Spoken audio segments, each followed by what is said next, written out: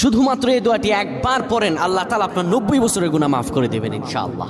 আপনার 90 বছরের গুনাহ মাফ হয়ে যাবে শুধুমাত্র এই দোয়াটি যদি একবার পড়তে পারেন। আপনার ভাগ্য খুলে যাবে, রিজিকে বরকত আসবে, মনের ন্যাক আশা পূরণ হবে, আল্লাহ আপনার সব দোয়া কবুল করে দিবেন। সুবহানাল্লাহি ওয়া বিহামদি।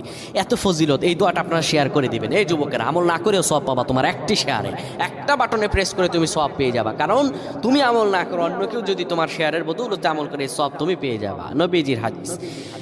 আমার ভাইয়েরা, আল্লাহর কাছে দোয়া করা, আল্লাহর কাছে দোয়া চাওয়া, এটি হলো মুমিনদের কাজ। আমার আল্লাহ বান্দাকে বলেন, বান্দারে উদউনি আস্তাজিব লাকুম, আমার কাছে চাও, আমার কাছে চাইলে আমি আল্লাহ তোমাকে দিয়ে দিব।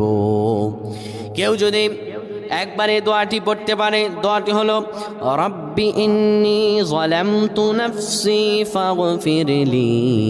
কেউ যদি এই দোয়াটা একবার পড়তে পারে, আমার আল্লাহ তাআলা তার 90 বছরের গুনাহগুলো মাফ করবেন। কবিরা গুনাহ নয়, সেটি হলো সগীরা গুনাহ। সগীরা গুনাহ মাফ হবে বলবেন, হুজুর 90 বছর তো হয়নি, তাহলে গুনাহ মাফ হবে কি করে? আপনার যত বছর হয়েছে তত বছরের সগীরা গুনাহ মাফ হবে, আর বাদ বাকিটা কাউন্ট করে আপনার আমল নামায় নফল নামাজ, নফল আমলের সওয়াব আল্লাহ তাআলা আপনার আমল নামায় দিয়ে দিবেন।